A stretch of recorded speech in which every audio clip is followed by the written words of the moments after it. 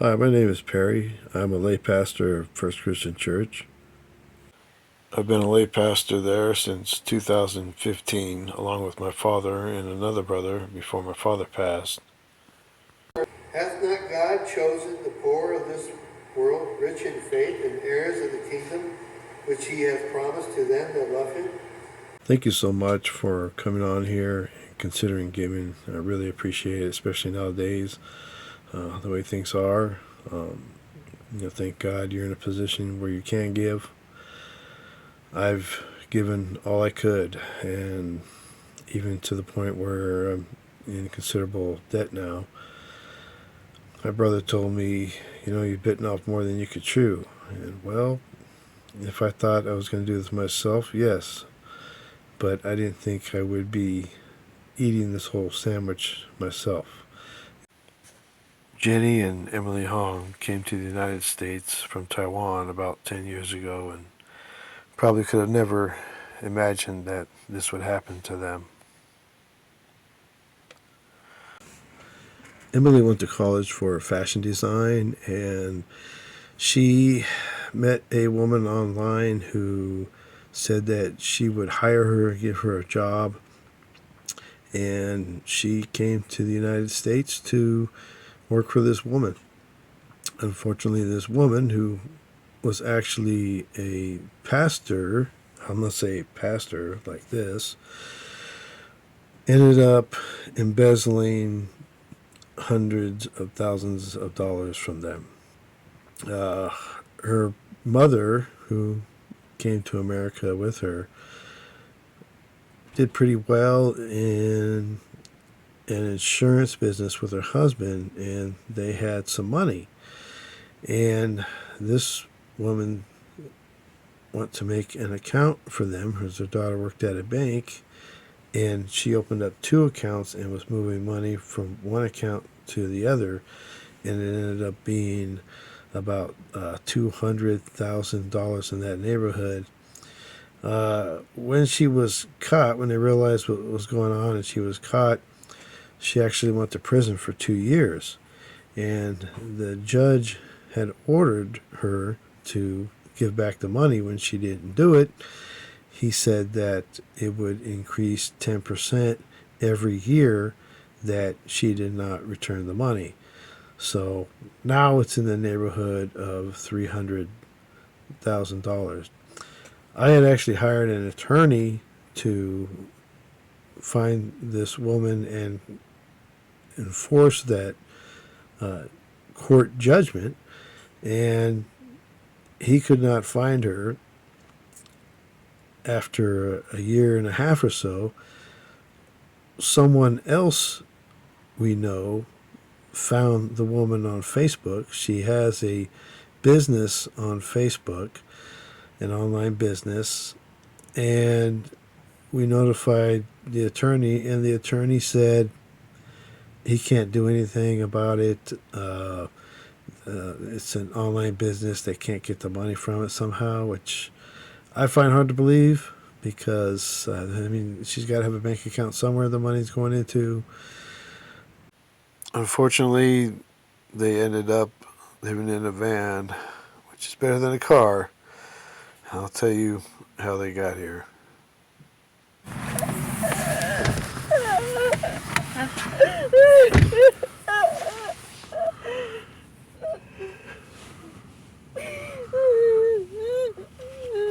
That all happened before I even met them. This is what really broke my heart. They had a house in Oakland, and they were renting out in-laws and making an income from that. And then COVID hit. They sold that house. They moved to Sacramento, bought a cheaper house. And they were really nice with tenants. They didn't make them pay rent. Many times, even before COVID and after COVID, they're really kind to people and did their best to help people who were in a bad spot. Then they wanted to sell that house in Sacramento to buy an even cheaper house. They did so. They sent the money to their brother, Emily's brother, Jenny's son, in Taiwan to move the money through a bank. Well, he took the money and ran and left them with nothing. And they were totally distraught. They figured their lives were over and they would just end their lives. They were basically stuck with nothing. And I just knew I had to do something. Some years ago, when studying the Bible, I came to the conclusion that the most awesome thing about God was his compassion. I mean, so many people, pushed for, you got to have faith and all the oohs and ahs about things. And Moses was kind of like that. He said, God, let me see your glory. And so, God takes him and puts him in the cleft of the rock. And then he tells Moses about himself. And the first thing he tells Moses about himself is that after the fact that he is God, about his character is that he is compassionate. And I started looking at how compassionate God was in the Bible. And, Jesus was God manifested in the flesh, and how he was compassionate towards people when he saw the masses, that they were hungry, that they were lost, that they were in need of healing. And the first thing he did was he had compassion on them, and then he acted toward them. And I felt so moved about this, I actually wrote a book on it right here. The second thing about God should be the first thing about us. And the second thing that God said to Moses about himself was that he was compassionate after he said that he was God. It was the first thing actually about his character. Well, I actually wrote the book on compassion, and it was very dear to me. And I realized that this was something that wasn't like a huge, big thing in all the churches, but it should be. And I was like, okay, are you going to put your money where your mouth is? Now you're in a situation where there's these people that have lost everything. They want to die. I mean, it's like, if you're the good Samaritan on the road, it's like you're finding the beat up guy, Are you just going to say, well, I'm not a doctor, I'm just going to leave him there? Or are you going to handle it? You're going to do something. And I just knew something had to be done. Doing nothing wasn't an option. And so I said, look, these are very young baby Christians. I said, look, taking your lives is not an option. Just because you've lost all your money doesn't mean that your life is worthless and you throw it away. I know you're hurting. I know you were betrayed. I know you don't see any way forward. But I said, look, I said, we'll take your stuff, put it in storage, and we'll help you. We'll find you a place. We'll find you a room. We'll find you something. And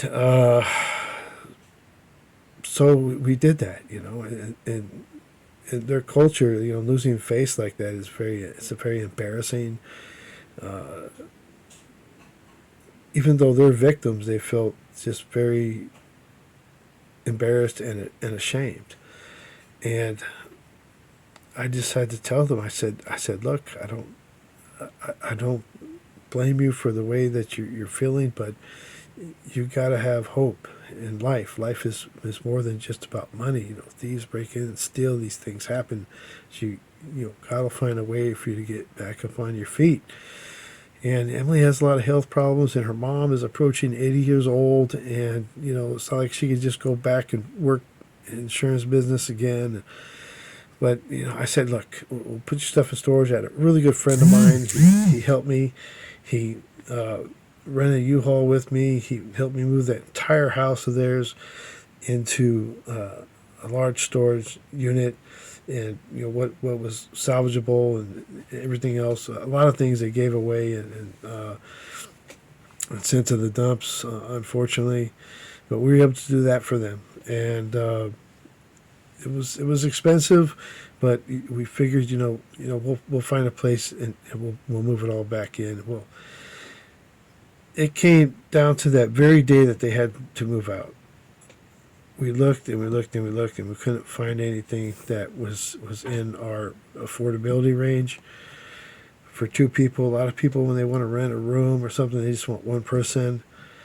And that day, praise God. I didn't know how God was going to do it, but He did it. My neighbor calls me up, says, "Hey, I got a brisket. You want some?" I run down the whole thing to him. I say, "Hey, that room you got downstairs." He actually has a room in his house that my father built downstairs. I said, "Can they use that?" And he's like, "Sure." I was like blown away. So he let them use that for a long time, and I paid him what rent I could. It was way below like San Francisco rent. And then it came the time where he needed the room back, and they had to leave. They had nowhere to go. They actually slept in the car for a long period of time until finally another friend of mine uh, moved a bunch of stuff out of a room he was just using for storage and let them stay there. Unfortunately, he had some mental problems and drug problems, and I actually became afraid for their safety, and I had to move them out again. And the one saving grace they had is they did have a car. They managed to buy was the money before it was all stolen from their son in Taiwan, and they sold that. And with that money, they were able to survive, going to motels. A few people helped out with some money, a little bit here and there, and the whole time, the motels are just eating the money, and I'm really looking for a room. It's just really hard to find, and so I mean that's where we are now. I'd gone into serious debt, taking out loans because I was hoping that another person who had helped out with their rent for years, they were coming into a lawsuit settlement, and it's being dragged out. It should have been given to her already, and she wanted to pay me back. And even though I wasn't making her pay me back, she wanted to pay me back, and I'd use that to help Emily and Jenny. But unfortunately, that didn't happen. So I just ended up in a lot of debt, and they're sleeping in an old beat up van right now. It's just a place to sleep, not a place to live. Um, they go with me in the day, so they got somewhere to go in the day, and they're not stuck in a van all day. And then at night they sleep in the van, and that's where they're at now. So what I'm asking is for enough money to buy an RV or a trailer. They're really kind of traumatized about living in a room in someone's house or anything like that, or rent. One, they don't want the monthly burden on me to pay the rent, especially while I'm in debt like this. And two, they're really afraid that someone will say, "Hey, you got to go now," and they'll be in the same situation. So they just want a place they can call their own, and a trailer or an RV would fit that bill. So it's twofold. It's to get my head above water to where I could again help them with daily necessities and whatnot, and insurance and things like that. And two, the actual cost of the RV. I tried to buy one, but my credit was not good enough to purchase one. I wanted to buy a cheap one that was a new one that was $14,000. However, I realized times are tough, and whatever we can obtain from people's kindness who hear this we'll get. That's an upgrade from the van. I just don't know how much more they could take. Emily has a lot of health problems. There are blood vessels that rupture in the back of her eyes, and she has to get injections and operations. The last operation was put off because she has anemia, and they think that she doesn't have enough blood, that she wouldn't come out of the anesthesia, and might die from that. So they didn't want to give her the operation. She needs money for scans and medication and things like that, and I have no choice but to go deeper in debt and to do that because I want her to live. And someone told me, you bit off more than you could chew, but I never intended on chewing this sandwich myself. I went to my church for help, but they're a small congregation. They didn't want to let them use the parsonage because they want to save it for a professional pastor, if you will, which hasn't manifested in the last 8 years. But so unfortunately, it just stays vacant. Plus, a lot of money that they're getting in the church right now is all going to repairs for a very unique round window that they have that is leaking and causing more destruction if they don't fix. So they have to fix that. So unfortunately, they cannot do much. There's a few friends that have and family that have stepped up and have made it even possible, have given a little, made it even possible for us to make it this far. But I want to, stop putting bubble gum on the leak and be able to fix the leak, once and for all with a real job, so to speak. So please, if you can give, that's my goal is between 14 and 20,000 to get my head above water and to get them into a RV and the expenses that go along with the tax and the fees and the insurance and everything like that, just to get them going, to get them to where they can have a place to where they don't need me to rescue them every day and feed them every day, where they can have a place of their own and be able to cook and take a shower and relax, stretch out their legs a little bit. So many times they just wanted to give up, but other times they just really blow me away by how humble they are and how they're seeking the face of God like never before, and how much they've matured through this and been strengthened.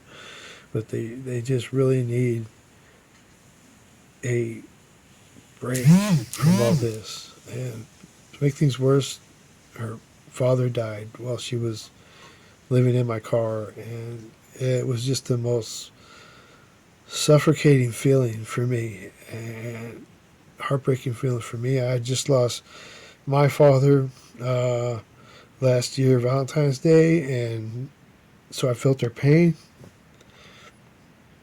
and I just didn't know how much more they could take.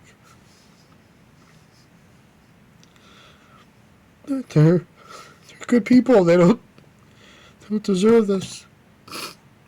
And I know they were betrayed by a pastor or brother. But I said, look, Jesus made me a promise that he would never leave me or forsake me. And I'm going to do the same for you. I'm going to be a good pastor to you and a good brother.